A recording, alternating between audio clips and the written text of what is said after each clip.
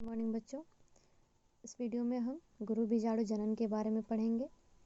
इसके पहले हमने गुरु बीजाणु धानी क्या है, उसका स्ट्रक्चर क्या है, उसके प्रकार क्या है वो पढ़ लिए। तब इसमें हम पढ़ेंगे गुरु बीजाणु जनन यानी मेगास्पोरोजेनेसिस की प्रक्रिया कैसे होती है।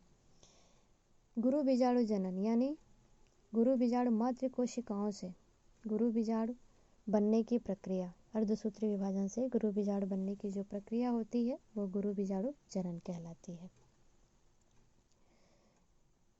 जो बीजांड का जो परिवर्धन ओव्यूल का वो हम यहाँ देखते हैं, जैसे फिगर में आप देख सकते हैं। बीजांडासन की जो सतह होती है इस पे एक शंक्वाकार उभार बनना शुरू होता है। जैसा आप देख रहे हैं, ये सब मेरिस्टेमेटिक टिश्यूज के उभार होते हैं। इनके अपर लेयर में एपिडर्मिस होती है। ये उभार धीरे धीरे परिवर्धन करना शुरू होता है, जो आगे बढ़ के न्यूसेलस का निर्माण करता है। एपिडर्मिस के ठीक नीचे हाइपोडर्मल कोशिकाएं होती हैं। इसमें से एक हाइपोडर्मल कोशिका अन्य कोशिकाओं की अपेक्षा बड़ी हो जाती है। इसमें इसका केंद्रक द्रव्य कोशाद्रव्य का भी सघन हो जाता है, सब में बड़ी होती है, इसका केंद्रक स्पष्ट दिखाई देता है। तो ये इस तरह जब डेवलप करती है तो ये प्राइमरी आर्किस्पोरियल सेल्स बनाती है। इसके पश्चात न्यूक्लियस जब बनना शुरू होता है तो इसके साइड से, किनारे से, कॉलर से एक संरचना निकलना शुरू होती है जो आगे की तरफ बढ़ती है डेवलप करके। ये इस न्यूक्लियस को घेरना शुरू करती है चारों तरफ से, जो भीतरी अध्यावरण यानी कि इनर इंटीग्यूमेंट बनाती है। इसके पश्चात जो प्राइमरी आर्किस्पोरियल सेल्स है वो डिवाइड होती है। डिवाइड होकर के दो कोशिकाएं बनाती है, एक प्राइमरी पेराइटल सेल, दूसरी primary sporogenous cell. Primary parietal मतलब भित्तीय कोशिका, स्पोरोजेनस मतलब ये जनन कोशिका बनाती है। इसके पश्चात ये कॉलर डेवलप करके इस न्यूक्लियस को कवर करता है। नेक्स्ट में हम देखेंगे जो प्राइमरी पेराइटल सेल्स है, कभी कभी ये डेवलप करके 2 से 3 लेयर का भित्ति बनाती है और कभी कभी ये डेवलपमेंट नहीं होती है, आगे जाकर के डिवीजन नहीं करती है। लेकिन प्राइमरी स्पोरोजेनस सेल जो है वो माइटोसिस डिवीजन से 4 कोशिकाएं बनाती है। 4 कोशिकाएं बनाती हैं जो एक टेट्राएड के फॉर्म में लीनियर में रैखिक क्रम में एक दूसरे से जुड़ी होती हैं। इन चारों इसको मेगास्पोर्स मदर सेल कहते हैं, यानी मेगास्पोर्स कहते हैं। इसके पश्चात जब ये साइड से एक इनर इंटीग्यूमेंट बन जाता है, यानी भीतरी अध्यावरण बनकर डेवलप होता है, इसके पश्चात एक और अध्यावरण बनना शुरू होता है। जैसा कि आप यहाँ देख सकते हैं, एक भीतरी अध्यावरण बन गया। इसके बाद एक ऊपर से और अध्यावरण बनना शुरू होता है, यानी 2 लेयर्स बनती हैं इंटीग्यूमेंट्स की। ये ऊपर पे शीर्ष पे जाकर के ज्वाइंट नहीं होती है, बल्कि एक छिद्र जैसे संरचना बन जाती है जहाँ ये ज्वाइंट नहीं होते हैं। इसको माइक्रोपाइल कहते हैं। इसके पश्चात जो मेगास्पोर सेल्स फॉर्म हुई हैं लीनियर टेट्राइड्स के रूप में, इसमें से 3 जो है वो सक्रिय नहीं होती हैं, बल्कि सिर्फ सबसे नीचे की जो कोशिका होती है मेगास्पोर्स होता है वो बड़ी होती है, अपना साइज बढ़ा लेती है, बढ़ा करके आगे एम्ब्रियोसाइट का निर्माण करती है।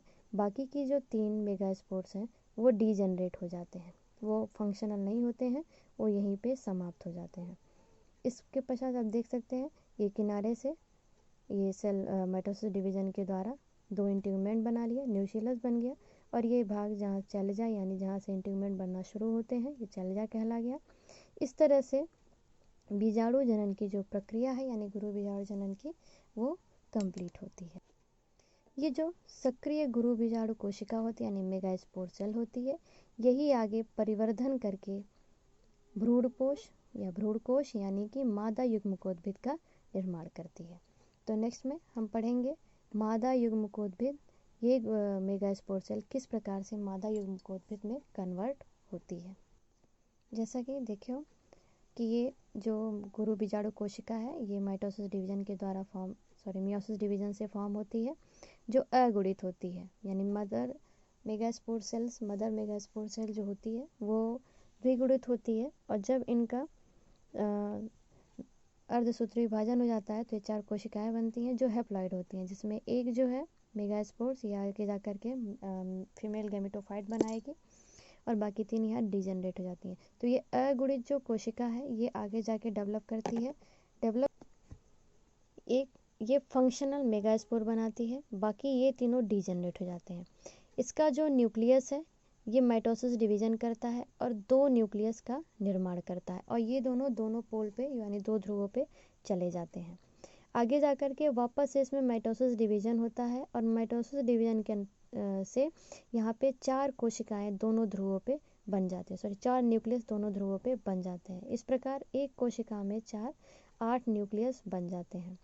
कुछ टाइम के पश्चात इनके एक एक न्यूक्लियस दोनों ध्रुवों से बीच में इसके बीचों बीच आ जाते हैं। उसके बाद ऊपर अब नीचे 3 कोशिकाएं बची होती हैं। इसके पश्चात ये दोनों आकर के फ्यूज हो जाते हैं और 2 न्यूक्लियस की एक संरचना बना लेते हैं। इसमें दोनों न्यूक्लियस नहीं फ्यूज करते बल्कि सिर्फ साइटोप्लाज्म फ्यूज करते हैं। तो जो सबसे नीचे की 3 कोशिकाएं हैं इसमें से 2 सिनर्जिड बना लेती हैं। एक मेन एग सेल्स होती है, बीचों बीच इसके 2 न्यूक्लियस वाले पोडल न्यूक्लियाई होते हैं और उसके ऊपर 3 एंटीपोडल सेल्स होती हैं। इस तरह से इस संरचना को जो ये भ्रूण कोश बना है जिसमें 3, 6, 7 कोशिकाएं हैं, 8 न्यूक्लियस हैं, यही मादा युग्मकोद्भिद कहलाती है, यानी कि एम्ब्रियोसाइट, और यही मादा युग्मकोद्भिद है। इस तरह से आपने मादा युग्मकोद्भिद यानी फीमेल गैमेटोफाइट के डेवलपमेंट पढ़ लिया, आपको समझ में आया होगा। इसके बाद देखेंगे मादा युग्मकोद्भिद के प्रकार। जो फीमेल गैमेटोफाइट है वो 3 प्रकार की होती है, एक बीजाणु यानी मोनोस्पोरिक, द्विबीजाणु यानी बायस्पोरिक, चतुर्बीजाणु यानी कि टेट्रास्पोरिक। ये 3 प्रकार की होती हैं। सबसे पहले हम देखेंगे एक बीजाणु किसको। एक बीजाणु जो होती है इसमें जब मेगास्पोर मदर सेल में जब मियोसिस डिवीजन होता है, इसके पश्चात 4 कोशिका बनती है जिसमें से 3 डीजनरेट हो जाती है, सिर्फ एक बचती है। तो इस एक से जो मादा युग्मकोद्भिद का विकास होता है उसी को एक बीजाणु यानी मोनोस्पोरिक प्रक्रिया कहते हैं। यह 2 प्रकार की होती है।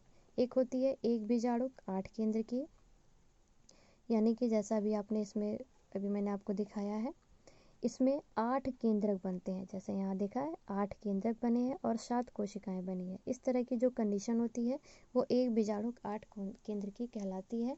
ये जो है पॉलीगोनम में और मोस्टली जितने भी एंजियोस्पर्मिक प्लांट्स हैं उसमें ये कंडीशन दिखाई देती है। इसके बाद सेकेंड होती है एक बीजाणु 4 केंद्र की। ये जो है जो इस तरह का है, ये इसमें केवल 4 केंद्रक मिलते हैं और इस प्रकार का जो बनता है बीजाणु वो ओइनोथेरा दीर्घ बीजाणु कहा जाता है। इसके बाद अगला आता है द्विबीजाणु यानी बायस्पोरिक।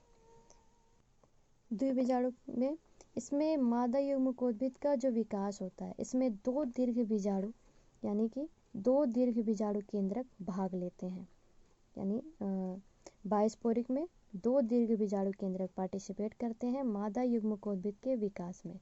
इस तरह के बीजाणु में 8 केंद्रक उपस्थित होते हैं, उदाहरण के लिए प्याज, जैसे प्याज में ये कंडीशन मिलती है। इसके बाद आता है चतुर्बीजाणु।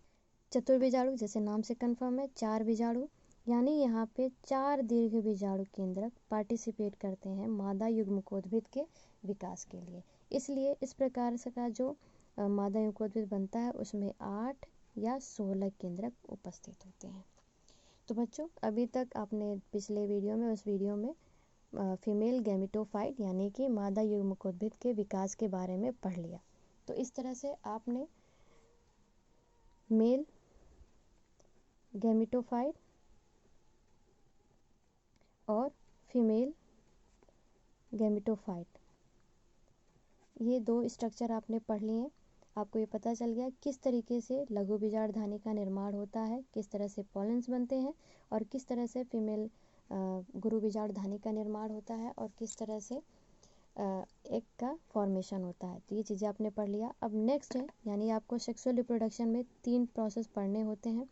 एक था प्री फर्टिलाइजेशन, यानी फर्टिलाइजेशन के पहले की जो प्रोसेस थे, यानी कि ये दोनों के फॉर्मेशन का। उसके बाद जो सेकेंड है वो फर्टिलाइजेशन है, यानी कि निषेचन है। अब आप जो अपना नेक्स्ट है उसमें आप मेल, इसमें जब मेल गेमेटोफाइट फीमेल गेमेटोफाइट दोनों का फॉर्मेशन हो गया, इसमें पॉलन और एग दोनों बन चुके हैं। अब नेक्स्ट स्टेप में आप फर्टिलाइजेशन, इसके बाद फर्टिलाइजेशन है, यानी कि इनके निषेचन की प्रक्रिया, किस तरह से निषेचन होता है, निषेचन के और किस क्या क्या प्रोसेस है, और किस प्रकार से ये मेल यानी कि पॉलन और एग आपस में फ्यूज करते हैं, कैसे उनका पॉलिनेशन होता है, ये सारे प्रोसेस आपको नेक्स्ट स्टेप में पढ़ने हैं।